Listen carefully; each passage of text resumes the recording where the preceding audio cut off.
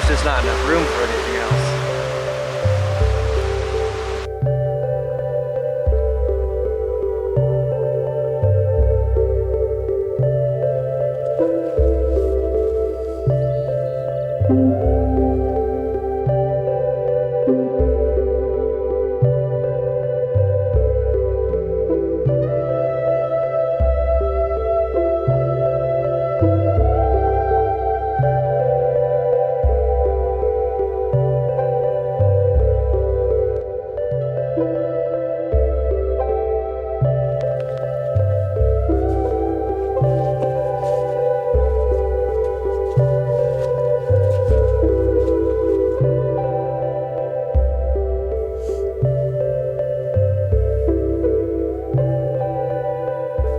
We're back on the trail.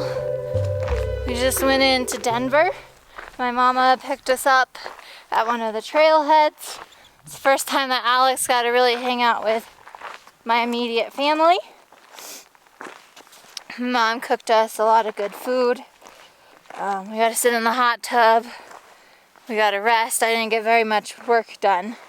But I did get to spend some time with my sister-in-law, get to know her a little bit, and that was good. She's pretty cool chick. Got to hang out with my niece a little bit. So that was pretty good. And then I actually saw my half-brother. We kind of had a falling out a few years ago, and we haven't talked since. But the first steps was him coming over to say hi, and so that's cool. We also went and visited my dad. My dad passed away when I was 23. He passed away from Alzheimer's. And so it was the first time that Alex really, I guess, got to meet him. As much as you can meet somebody that's not alive anymore. We went to the Fort Logan Cemetery, one of the biggest veteran cemeteries in the United States. My father fought in the Vietnam War, so he was buried there. My father and I had a very complicated relationship. We consistently butted heads. He had huge anger issues that I have learned. He was a little bit racist and a little bit sexist. But that being said, he was born in 47, so that was kind of the era back then. That was kind of the norm. I don't think my father was a bad person. I think he had a lot of demons that he needed to deal with that he wasn't willing to. And I think partly that was because it just wasn't okay to have mental illnesses back in the day. It is becoming a little bit more acknowledged now that you can be hurting and struggling a lot even if you don't have a visible injury. When I was maybe 16, I was emancipated, which meant I basically got a divorce from my parents. My mom didn't have custody of me, so basically I was getting a divorce from my father. I had lived and done everything for myself since I was 16. Paid my bills, went to school.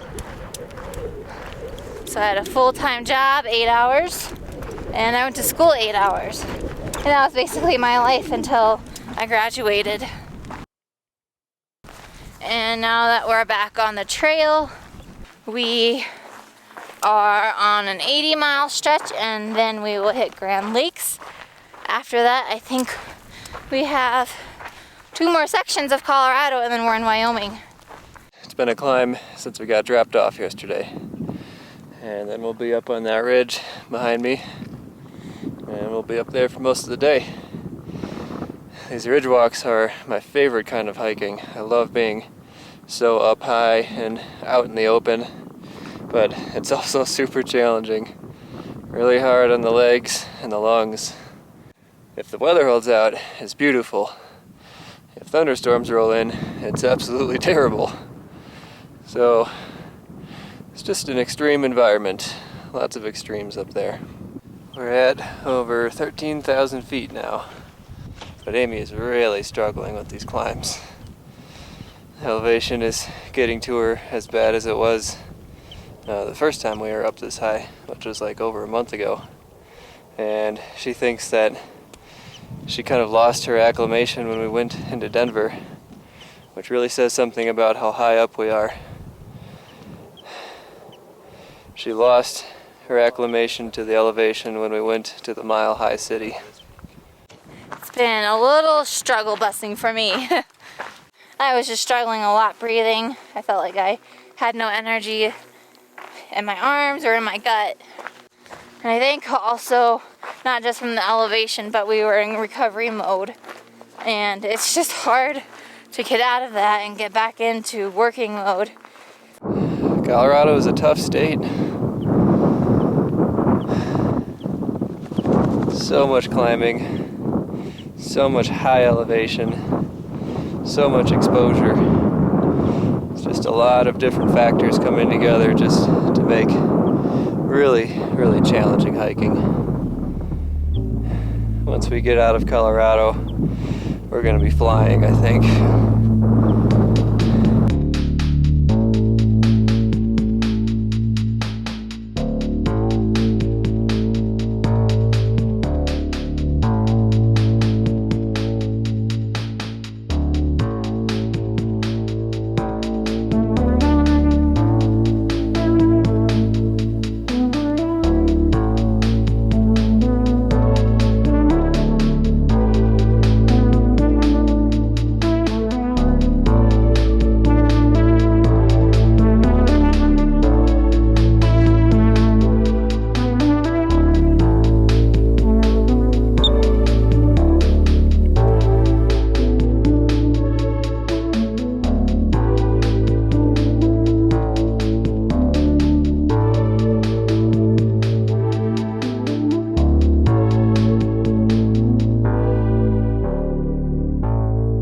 Alex and I just had lunch and we had an interesting conversation about a workplace that I worked at for a pretty extended period of time. I worked there for like 7 or 8 years.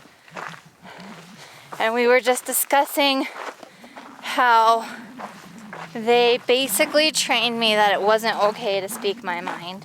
It was a very impressionable time in my life no matter what. I was just exiting high school. My dog died. My father died. And it was a pretty rough period of my time. It's a workplace that's more based off of emotions rather than what's right and what's wrong. And anytime I spoke up that I thought something was wrong, it was basically hush hush, keep your mouth shut. Because you don't really want to deal with the problems. And you don't want to hurt anybody's feelings. And every day it felt like that I was pretty much in the office because I did one thing or another incorrectly.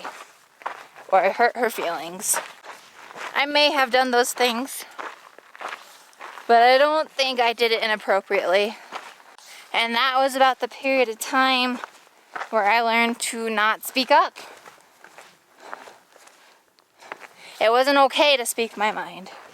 That is one of the problems in society today. I feel like we're more trying not to hurt people's feelings rather than doing the right thing or the wrong thing. It's okay to have those conflicting conversations. That's where we grow, that's where we learn. And it's not okay to not speak up because it's going to hurt somebody's feelings. I am hoping to get back to who I was. Not exactly who I was, but my confidence and being able to speak up when I feel like something is wrong.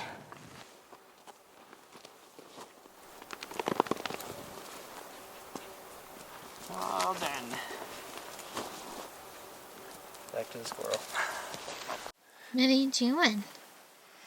My calluses are getting pretty big, so it's time to cut them off.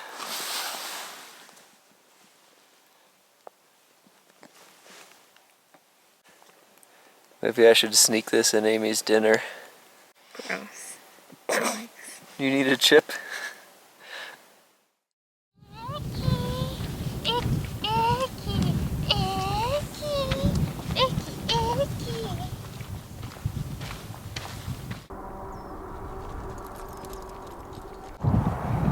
That's Highway 40.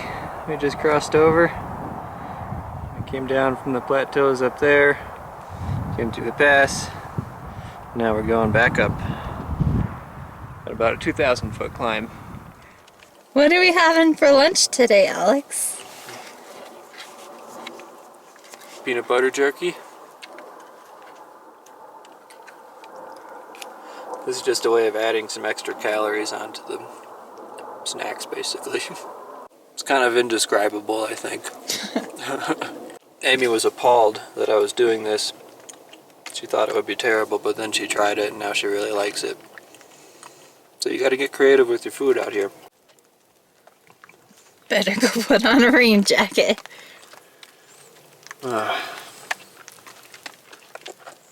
No, we're taking a break. What do you think about that, man? She's pissed.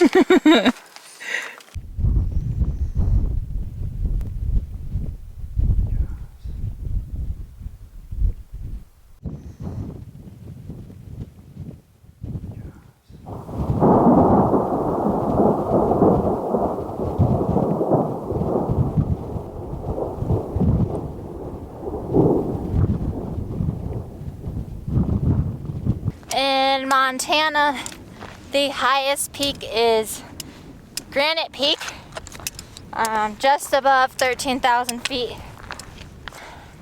I had tried to do Granite Peak, but I had gotten elevation sickness and I had to go lay down behind a rock bivvy until I could feel better enough to get down the hill. Here in Colorado, we're living on 13ers. It took a little bit of getting used to. It's still not easy, but it's doable.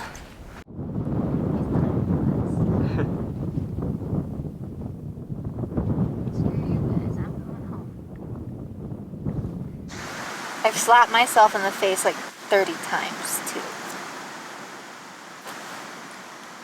Amy's legs are a mosquito graveyard.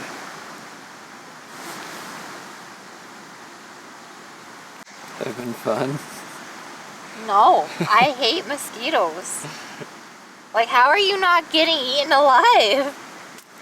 They just don't get me as bad. Like, I don't understand. You're not as sweet, I guess. Nope. I'm sour.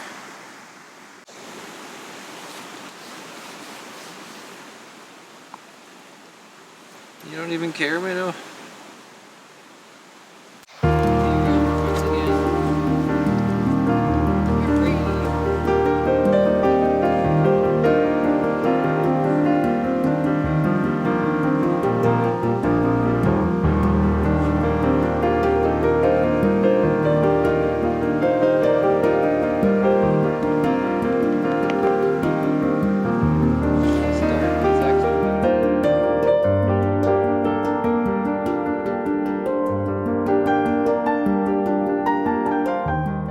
We are starting out this morning with another 3,000 foot climb, and we will summit another mountain and then walk another ridgeline all day.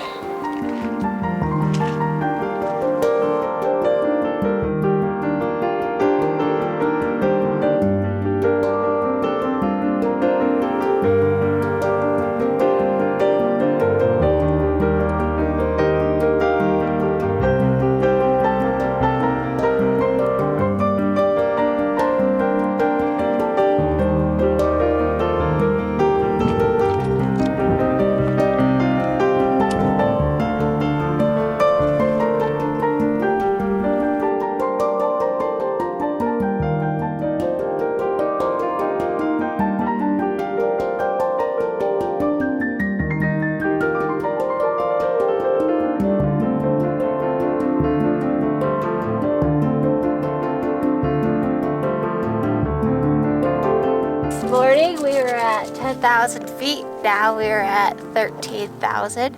And it's our last 13er of the journey.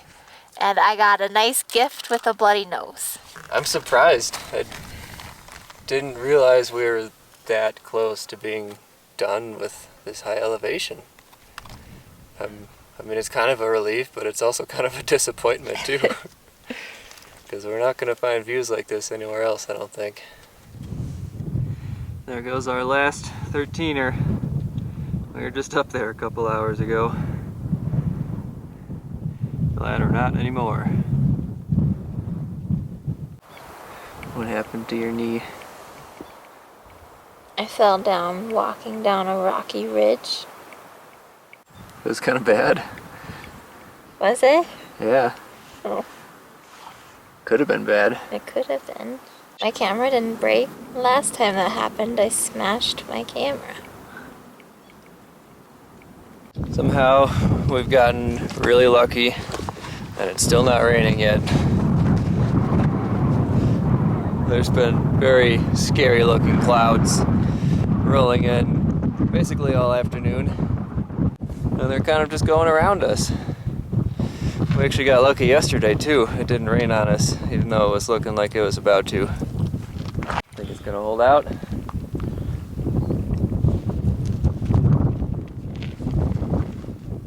Yes. Yeah, I'm hopeful. I'm still hopeful. Your new name should be Hopeful. That's a good trail name. Freshly cut blowdowns. It's a really nice sight to see. We're going through an area that I'm pretty sure was hit by a microburst storm, which is just like a super, super intense thunderstorm that has downward forcing winds that just uprooted an entire forest basically. It's almost impossible to imagine the kinds of wind forces that it would take to cause this kind of damage. And apparently just a couple short weeks ago, none of these blowdowns were cleared. But just recently, the trail crews have come through and cleared the entire trail. So we are extremely grateful to be able to walk on a trail through here and not have to climb over all these trees.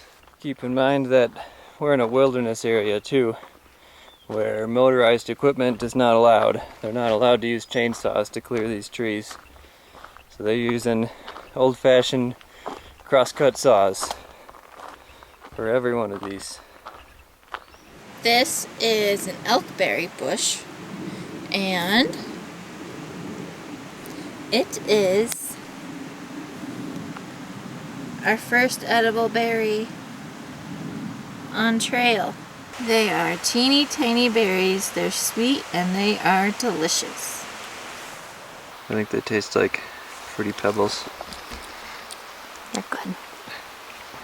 These plants with the red vines, you can see that, are wild strawberry plants.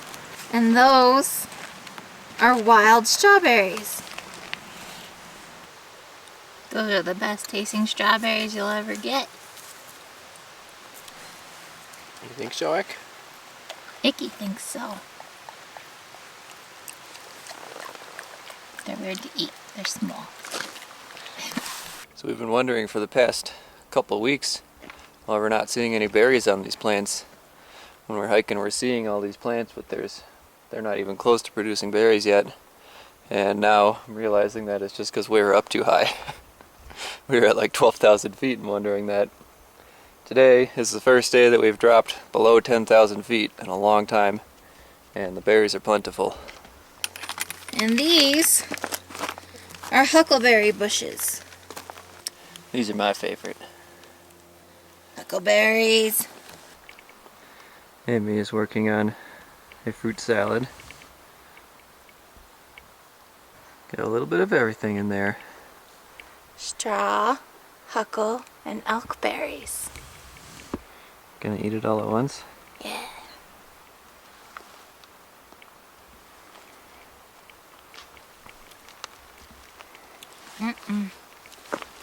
So good. Looks like today is the first day in a long time that we'll be walking in the forest all day. This is such a different kind of hiking. Kind of like how the climbs kind of force me into a deeper mind space. The forest walking kind of forces me within my head too. But it's not so much deeper, important thoughts. It's just kind of like meandering. Just kind of wandering mind space the whole time while I'm in the forest. It's a good time to analyze things. Well, we got lucky for the past 2 days in a row. There were storms all around us and we didn't really get rained on. Looks like our luck ran out today. But I got a new raincoat, which I have been wanting to test out for a while. So that's kind of exciting. But I think the excitement is going to wear off pretty quickly. On the plus side, we don't have to worry about getting hit by lightning now that we're down in the trees. These thunderstorms are a little less stressful below tree line.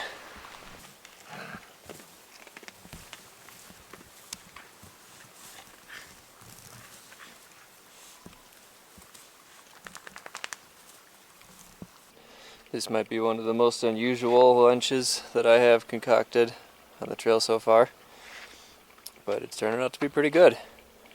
You got this chicken, which is ready to eat right out of the pouch. Then you crush up some ramen, you throw that in there, and mix in some peanut butter, along with the red peppers Almost out. that we're still carrying since what, Silver City, New Mexico, Yeah. like 200 miles into the trail. Yep. Mama Hen's red peppers have lasted us a very long time because they're spicy. So we just got to the Arapahoe Valley Ranch right at the end of our day. Didn't realize this until about halfway through the day that there's a store and a bar here. And it's like established camping and stuff. So the goal was to get here when the bar opens at 7.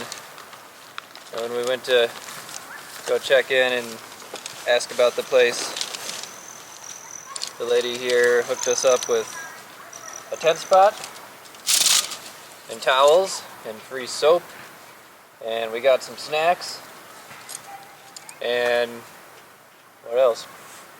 The CDTC still happens to be here too. And we're gonna get food. What are the odds? Yeah. Pretty cool place to run into kind of by accident.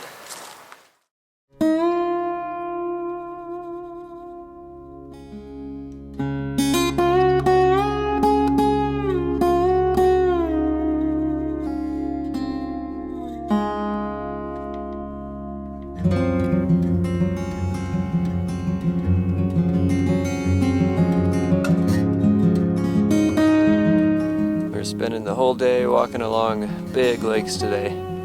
These are definitely the biggest lakes that we've come across by far on the trail. So it's kind of a nice change of scenery.